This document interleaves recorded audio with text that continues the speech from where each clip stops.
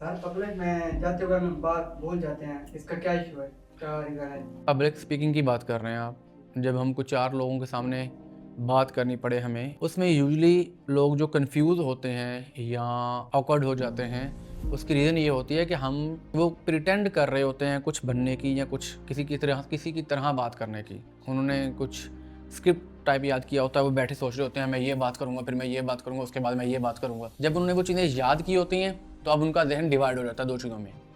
Number 1 memory में, कि जो उन्होंने याद किया था उसको याद करके फिर बोलने में कि मैं इसको अच्छे तरीके से बता भी पाऊँ। तो जब भी आप कुछ याद किया हुआ वहाँ पर बोलने जाएँगे, बात करने जाएँगे, तो आप कन्फ्यूज़ भी होंगे, आप भूलेंगे भी। आपका फ़ोकस भी हटेगा, ठीक है?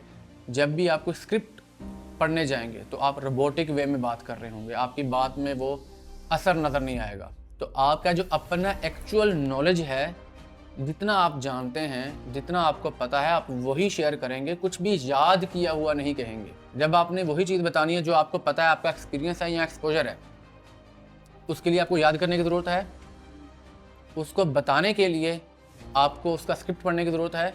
आपका बैकग्राउंड है, अगर बकरियाँ चराने का बैकग्राउंड है, तो बकरियाँ कैसे चराते हैं, बकरियों को कैसे सँभालते हैं, ये बताते हुए आप कन्फ्यूज़ होंगे?